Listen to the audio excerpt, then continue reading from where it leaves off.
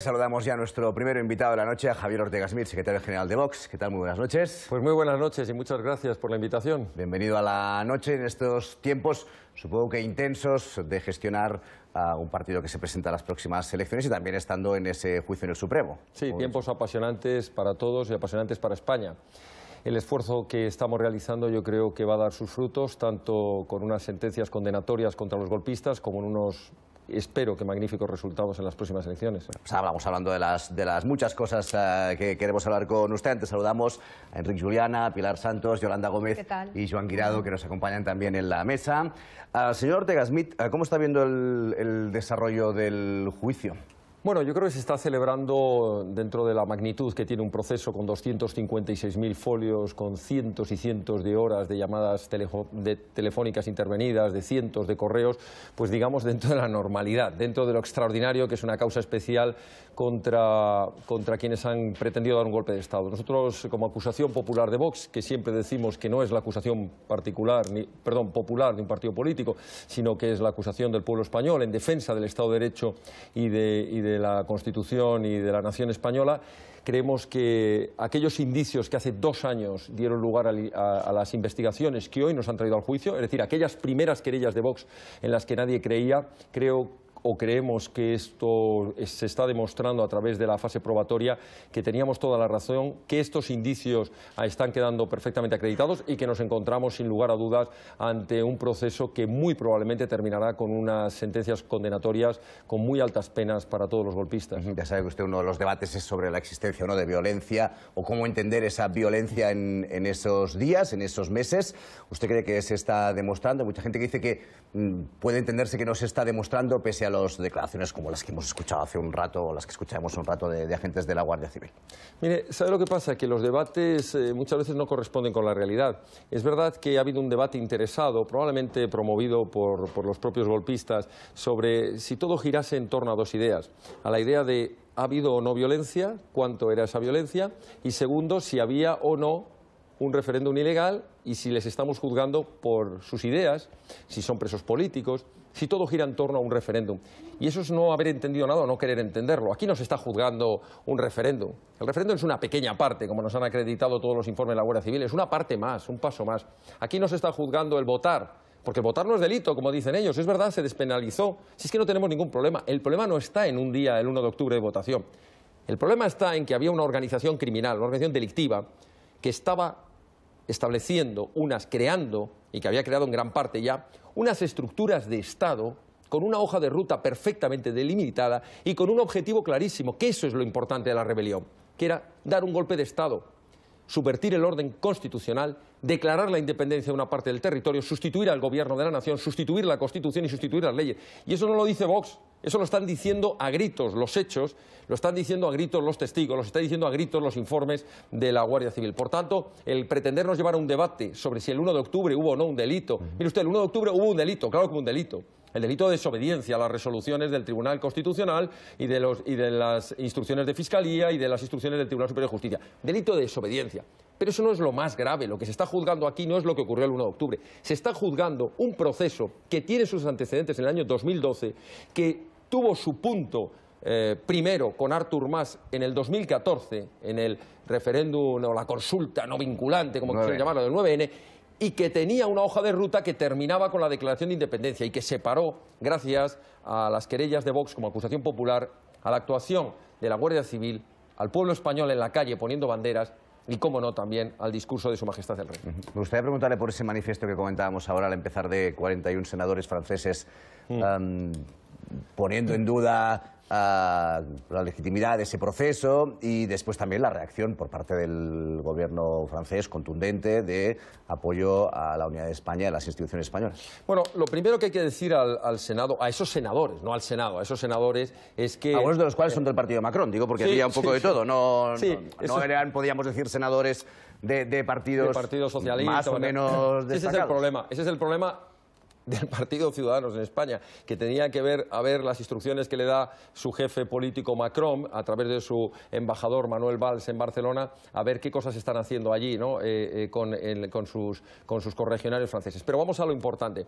En primer lugar, el Senado francés no tiene nada que decir sobre la soberanía nacional española, punto. Ahí se acabó el debate. En segundo lugar, no representan al gobierno ni a la soberanía nacional francesa, son un grupo de senadores. Y en tercer lugar, nos parece una falta de respeto absoluta hacia lo que significa el ordenamiento constitucional, hacia las garantías procesales, hacia el Poder Judicial español, en definitiva, hacia la soberanía española, que poco tienen que decir. Pero, en fin, da igual. Da igual lo que digan, los españoles tenemos que tener claro que tenemos un Poder Judicial que va a actuar con contundencia, que tenemos un Poder Judicial que se va a ajustar a la ley, que se va a ajustar a la Constitución y que da igual lo que digan unos senadores franceses o lo que haya podido decir el juez alemán o los jueces belgas con respecto a este proceso. La soberanía nacional y el Estado de Derecho lo defendemos los españoles con nuestras leyes, con nuestros tribunales y por tanto, cualquier injerencia extranjera en nuestra soberanía pues no debe ser aceptada. Me gustaría preguntaros un par de temas que afectan directamente a su partido, después seguimos con temas de la actualidad.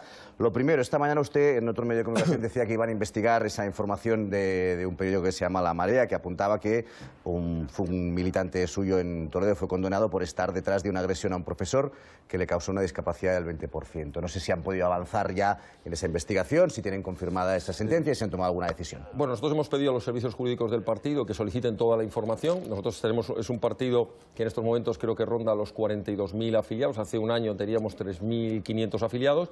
Es verdad que ha habido un aluvión de afiliaciones. Es muy difícil, por no decir prácticamente imposible, aunque créame que vamos a reforzar cada vez más los mecanismos de entrada al partido y tomaremos medidas para que quien se tenga que afiliar pues tenga que aportar una documentación auxiliar o anexa, ¿no?, que nos pueda permitir evaluar. Pues sí, mire, si esto es así, yo no lo he podido confirmar todavía, lo he pedido esta misma mañana.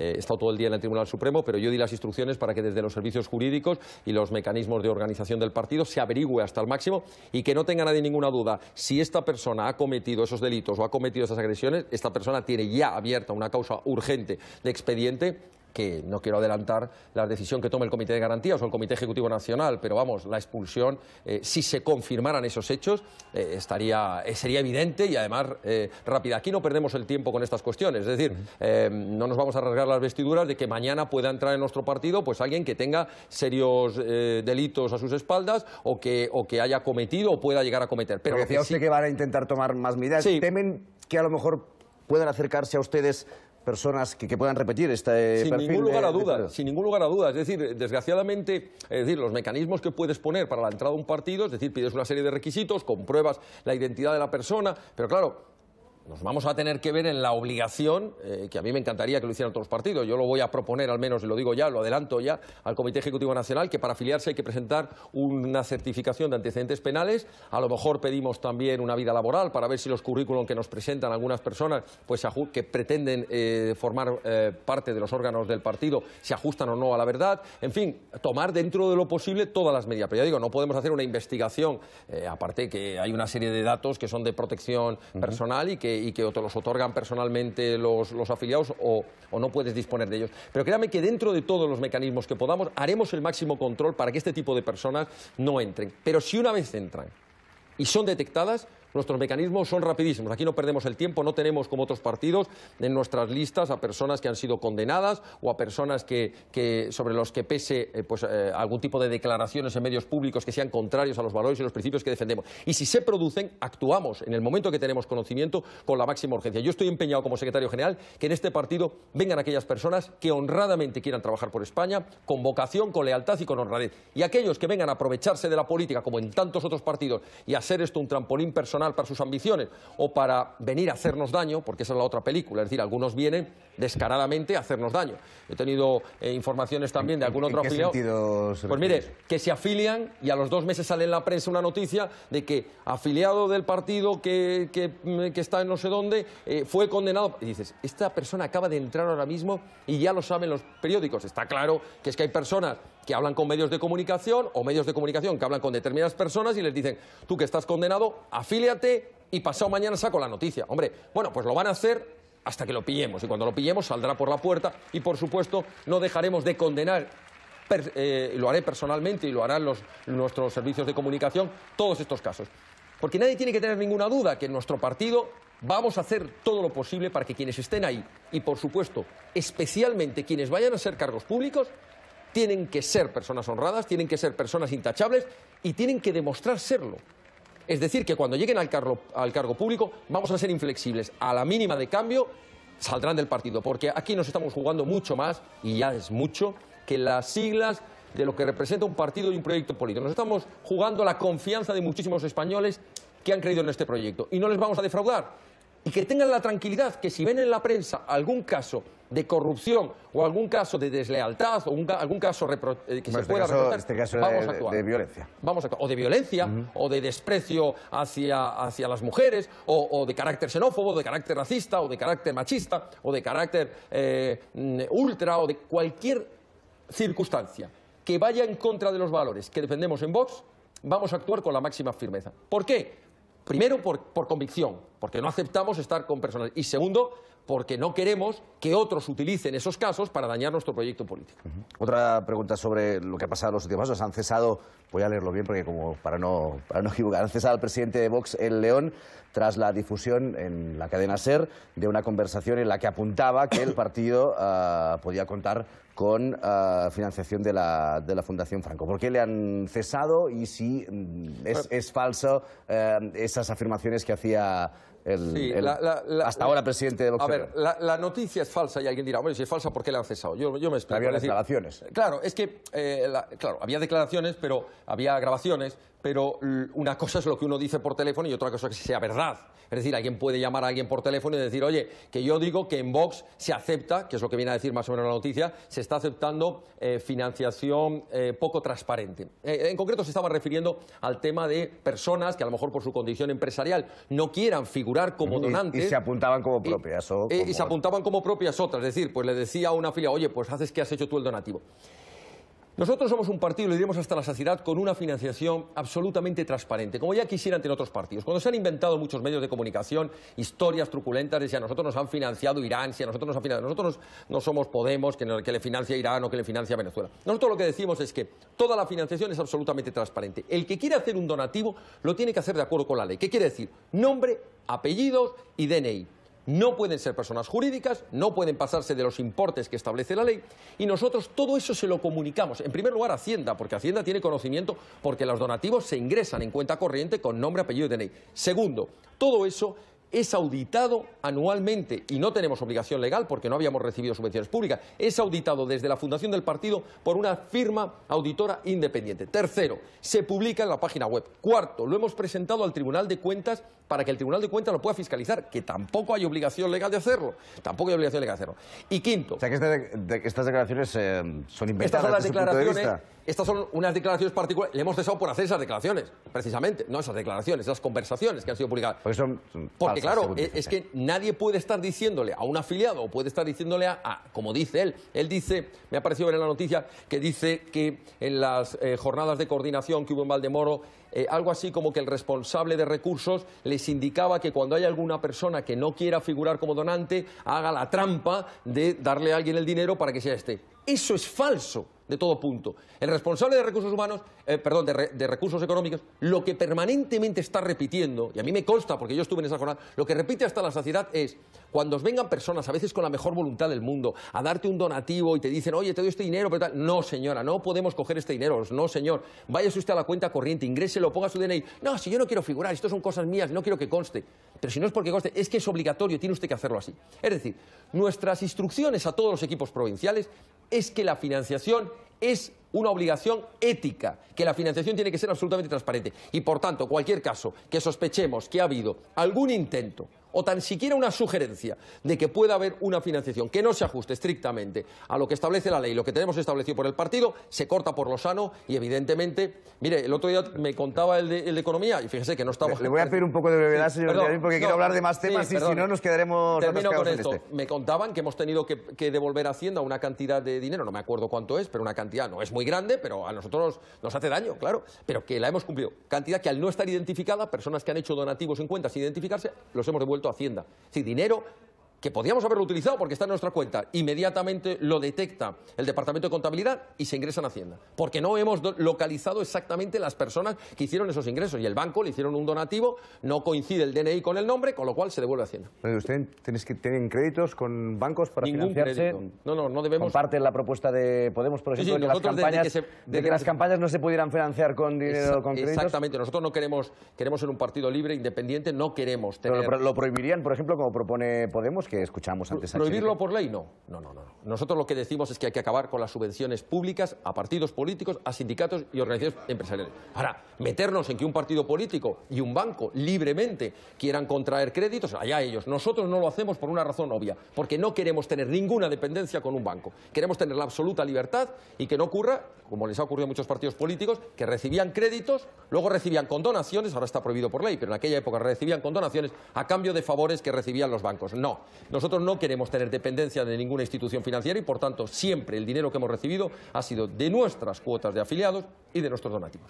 A medianoche acaba el plazo para formalizar, ¿no?, ante las juntas provinciales las listas. Quizás de lo que más ha llamado la atención en las últimas semanas ha sido la presencia de varios militares en la reserva en las listas de Vox. Hoy, por ejemplo, la ministra de Defensa criticaba esa presencia, decía que no deseaba que ningún partido pudiera o patrimonializar o manipular el ejército, y también ha sorprendido mucho que dos de esos generales, un coronel y varios generales, firmaran ese manifiesto franquista. No sé si usted comparte esa firma, que existe, ¿no? Yo creo que hay que dejar dos cosas claras. La primera, los militares tienen obligación de neutralidad política cuando están en activo.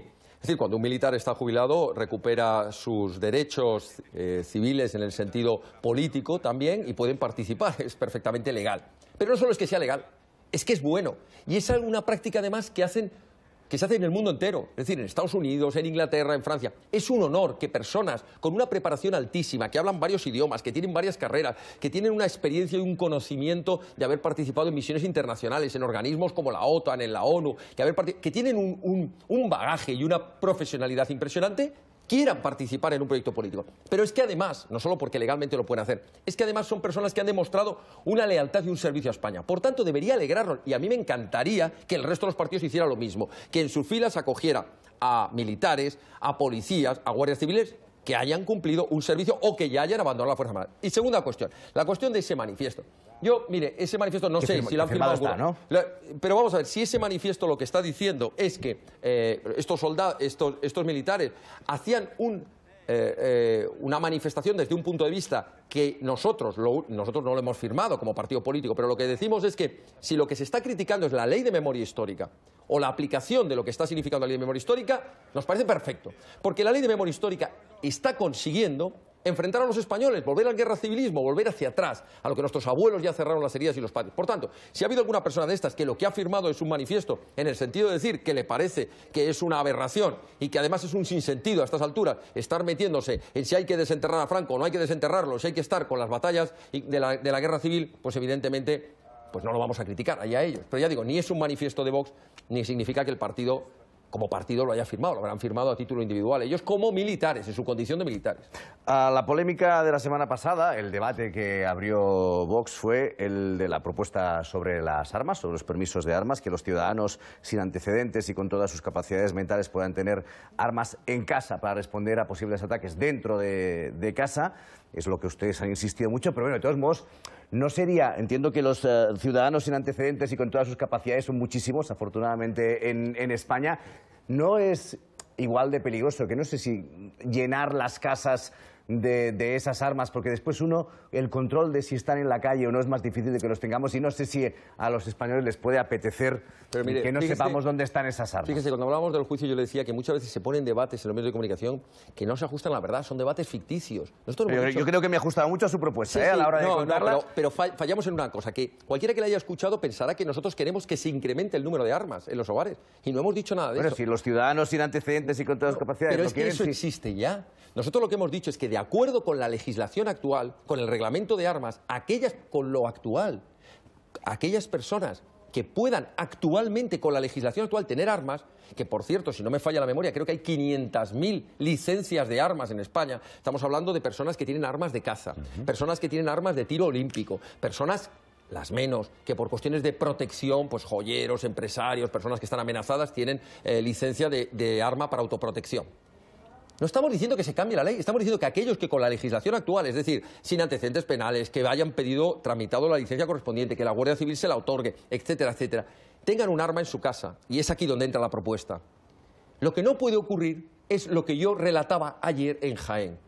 Y vi a las más de 1000 personas que estaban en el acto de Jaén llorando cuando yo lo conté e hice subir al escenario a esta persona. Yo les conté que una persona de 79 años con su mujer de 72 años tuvieron que sufrir como 2 criminales encapuchados, entraron en su casa, en un pueblecito de Jaén, le pegaron 2 tiros con silenciador a los perros que tenían ahí, entraron en la casa, les pegaron una paliza que estuvieron a punto de matarlos, cogieron una barra de hierro y le rompieron al hombre las piernas, los dejaron maniatados con bridas para robarles luego unas pequeñas joyas familiares y menos de 600 euros. Bien, y yo añadía, les decía a los asistentes al acto, les decía, si este hombre de 79 años llega a haber cogido la escopeta que tiene de caza desde hace más de 20 años, con la que el pobre hombre por los fines de semana saldrá a intentar pegarle ahí a una perdiz o a un conejo, desde hace más de 20 años, y para defender la vida propia o la de su mujer, le pega un tiro a uno de esos criminales, hoy con la legislación actual, y ya tenemos varios casos, hay uno en Canarias, hay otro en Andalucía, que se han tenido que ver sentados en el banquillo, acusados de homicidio y sobre su cabeza, con el riesgo de ser condenados a muchos años de prisión. Lo que Vox dice y lo que Vox va a defender en el Congreso... Posteriori, lo han sido en estos casos que usted decía, yo lo desconozco. No, están juzgándose y acusados de penas altísimas. Lo que dice Vox y va a defender el 28 de abril, y yo lo reitero hoy, es que vamos a pedir una modificación del Código Penal para que sea una eximente completa de responsabilidad, que cualquier español que esté en su casa, bien sea con una escopeta de caza de la que tiene licencia, bien sea con un cuchillo de la cocina, bien sea agarrando un jarrón o un macetero y rompiéndose la cabeza al criminal, si lo mata o lo deja herido, sea exento de cualquier responsabilidad penal. Incluso decía nuestro presidente, y yo lo subrayo, que habría incluso, fíjese lo que voy a decir, que darle una medalla al mérito civil. Porque lo que no podemos pretender es tener un guardia civil y un policía en todas las casas. Y en España, y especialmente en el mundo rural, hay muchas personas ancianas que viven solas en casas alejadas de poblaciones o que están absolutamente indefensas. Y hay criminales como estos que estoy contando, que por cierto no fueron detenidos, y podían haberlos matado. Hay personas que se encuentran absolutamente desprotegidas. Si estas personas tienen que hacer uso legítimo de esa escopeta de caza que tienen o de una pistola para salvar la vida de su mujer, que están violando a su hija, que los quieren matar y matan a uno de estos criminales o lo dejan herido, nosotros decimos que esa persona no debe tener ninguna responsabilidad penal. Y lo decimos y lo vamos a reiterar y lo vamos a defender. Y lo que estamos haciendo, y perdón, termino con eso, es defender el derecho fundamental a la legítima defensa. Es decir, el derecho a poder defenderte utilizando todos los medios que estén a tu alcance para intentar salvar tu vida o la de tus ajenos. Siempre, por supuesto, se entiende dentro de una defensa proporcional. Nadie está diciendo que si han entrado en el jardín de tu casa a robarte un geranio, pues le pegues un tiro a una persona. Nadie está diciendo eso. Estamos hablando de los casos en que se acredite que había un riesgo evidente, una violencia evidente, como es el caso de estos ancianos. Y ese hombre, que se llama Remigio, le hizo subir al escenario y el hombre lloraba allí de rabia y decía... nos podían haber matado. Y tiene actualmente este hombre, yo le pregunté que cómo se encontraba, más de 2 meses de rehabilitación, ha quedado cojo para toda la vida. Me contaba, ¿sabe lo peor de todo? Tenemos terror nocturno, no podemos dormir por las noches. Mi mujer y yo seguimos solos, nuestros hijos viven fuera de España y vivimos solos en esa casa. Y tenemos terror cada vez que escuchamos un ruido fuera, porque siguen pensando que van a volver los mismos criminales. Me gustaría, antes de darle la palabra a mis compañeros, que escuchara lo que ha dicho esta mañana Pablo Casado en un foro del Mundo, creo que era. Una de las novedades de este proceso en el que vamos al 28 de abril es que en el centro derecha pues hay 3 ofertas políticas, ¿no? Y donde hay muchas apelaciones al voto útil. No sé si ustedes también apelan al voto útil. A ustedes les han pedido hasta que no se presenten en algunas circunscripciones, lo que no tardaron en rechazar. Pero bueno, por un poco la confrontación con el PP, vamos a escuchar si le parece a Pablo Casado lo que decía esta mañana, un poco ofendido. Que me llamen la visita cobarde al partido de Miguel Ángel Blanco, de Goyo Ordóñez, de Martín Carpena o de Alberto Yastel Jiménez Becerril, eso sí que no lo tolero. Viniendo además de Santi Abascal, que sabe lo que se sufrió en esos años de plomo. Bueno, esa confrontación, ¿hasta dónde puede llegar con el Partido Popular? Pablo Casado aquí ha hecho lo de derechita cobarde. Pablo Casado aquí ha hecho trampa, ¿no? Citar a un héroe como Gregorio Ordóñez o cualquiera de las víctimas, auténticos héroes, de todos, no del Partido Popular, de todos, que lucharon en el País Vasco y que se jugaron la vida y que la perdieron en muchos casos. Entre los que está, por ejemplo, el héroe fundador de Vox, José Antonio Ortega Lara, es hacer trampa. Nosotros cuando decimos la derechita cobarde no nos estamos refiriendo a esos héroes, nos estamos refiriendo a Mariano Rajoy y todo su gobierno y a todos los que forman actualmente las decisiones más importantes del Partido Popular, que siempre han tenido miedo a tomar decisiones importantes, que cuando han tenido que enfrentarse a la izquierda no han sabido combatirla en el debate ideológico, que se han puesto de perfil ante problemas gravísimos como era el problema de la inmigración, que se han puesto de perfil ante un golpe de Estado en Cataluña, que no han actuado como tenían que actuar cuando tenían todos los medios, una aplicación rigurosa al 155, querellas ante... Eso le llamamos la derechita cobarde, que es una derechita que en cuanto a la izquierda se levanta un poquito, se asusta, no vayan a ser que nos llamen fachas. Eso es lo que hemos dicho, y que por favor no traiga a personas como Gregorio Ordóñez, a las que tenemos el máximo respeto y la máxima admiración y la máxima gratitud como españoles por lo que hizo en el País Vasco. Bueno, pues vamos en cuanto a confrontación, nosotros somos un partido político que tiene las ideas muy claras, que defiende un proyecto político, que en algunas cosas podemos coincidir con otros partidos y en otras muchas no, y que además nadie nos puede decir que no tenemos la misma legitimidad que cualquiera a presentarnos. Y además que no mientan con la ley DON, que no mientan, porque ya le hemos demostrado técnicamente, lo hemos dicho en las redes hasta la saciedad y lo vamos a repetir esta campaña, que en aquellas circunscripciones de 3, 4 y 5 diputados, el hecho de que se presente Vox no le quita ningún voto al supuesto bloque de derecha, de Partido Popular, de Ciudadanos y de Vox, sino que se lo quita a Podemos, a la izquierda. Pero es que esto ya lo hemos demostrado en Andalucía. En Andalucía, 1 de cada 3 votos de Vox lo conseguimos rescatar de la abstención o de primeros votantes. No es verdad. Los cálculos técnicos están en que si Vox no se llega a haber presentado, el bloque este, por llamarlo de alguna manera, PP, Ciudadanos y Vox, hubiera tenido 4 diputados menos. Así que no es verdad. Y por cierto, añado, si creen que presentarse varias opciones divide, ya saben lo que tienen que hacer, que no se presenten y que nos dejen, porque puestos a hablar de utilidad, lo útil no es lo que ha hecho el Partido Popular, que ha sido el voto más inútil, que no ha servido de nada. Que nos dejen a los que vamos a llegar al Congreso y vamos a empezar a cambiar leyes. Y vamos a hacer que las cosas de lo que se dice en una campaña y lo que se hace en la realidad tengan una equivalencia, no como hacen ellos, que dicen una cosa en la campaña y cuando llegan al gobierno se olvidan y hacen la contraria. Bueno, pues vamos ya con las preguntas. Arrancamos con Joan Guirado. Señor Smith, ¿qué está pasando en provincias como Lleida, como algunas provincias gallegas, como algunas provincias del País Vasco con Vox?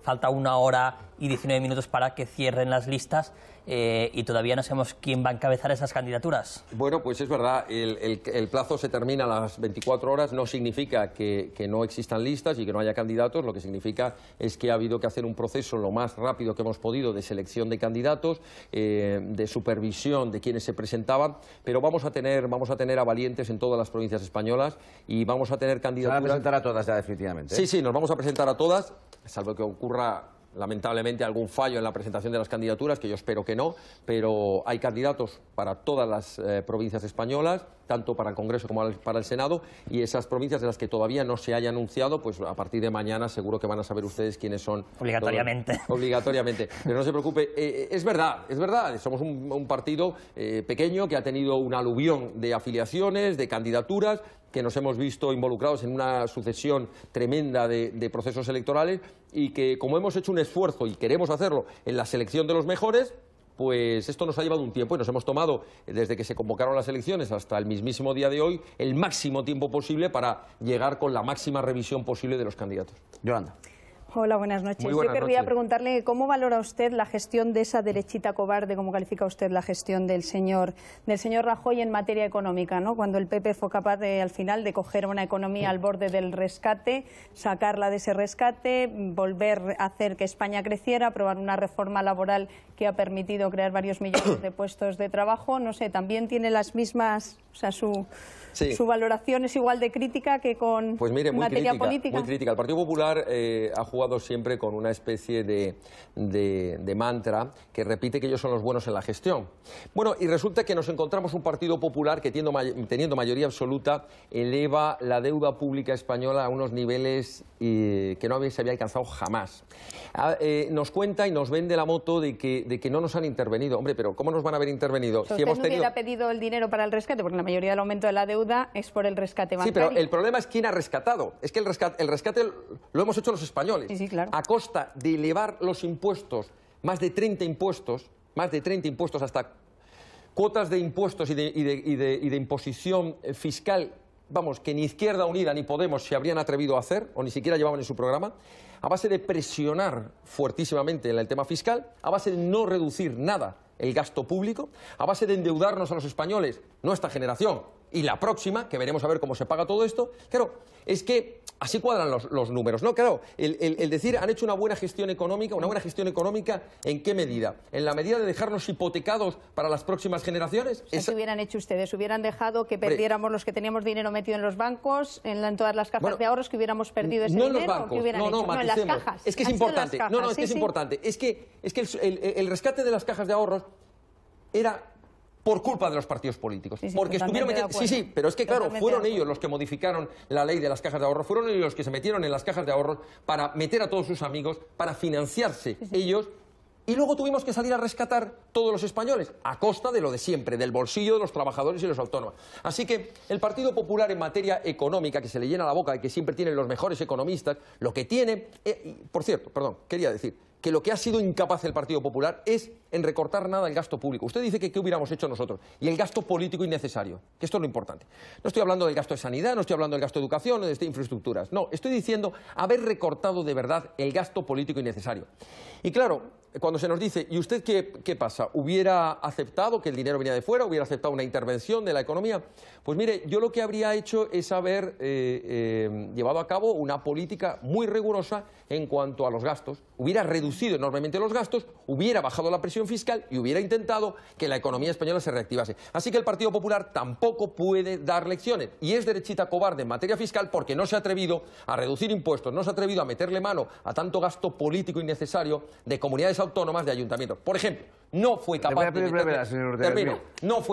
de meterle un recorte importante, porque no se atrevió a todo el gasto que desde la Generalidad de Cataluña se estaba dedicando al golpe de Estado. No fue capaz de reducir ese gasto, ni siquiera cuando ese gasto se estaba utilizando para atentar contra España. Estamos fuera de tiempo, nos queda tiempo para una pregunta. Gracias. Pilar.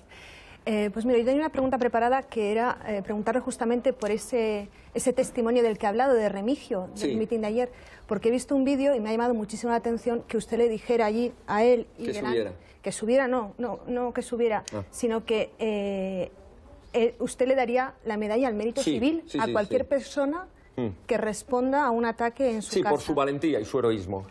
Usted lo ha reafirmado ahora. ¿Usted cree que es responsable hacer declaraciones de ese tipo? Totalmente. Mire, cuando un hombre de 79 años tuviese, no fue este el caso, lo he explicado, no fue el caso, él tenía una escopeta y no tuvo tiempo, la verdad, de cogerla. Yo estaba haciendo la pregunta retórica de qué hubiera pasado si este hombre hubiera tenido tiempo. No lo tuvo, porque yo estuve hablando con él y con su mujer largo tiempo y no pudo reaccionar. Pero ¿qué hubiera pasado si este hombre, al ver que están pegando a su mujer, hubiera tenido tiempo de coger la escopeta y hubiera pegado un tiro a esos criminales? ¿Los hubiera herido o los hubiera matado? Lo primero es que... Señor Ortega Smith, usted sabe que el artículo 20.4 del Código Penal ahora mismo ya protege a las personas que están en su casa y se defiende legítima defensa. O sea, yo entiendo que ustedes están apelando a una sensación que debe mover muchos votos. No es una sensación, es la sensación de seguridad. Y continúo. El año pasado, bueno, si miramos la década, la criminalidad en España ha bajado. Somos uno de los países más seguros del mundo.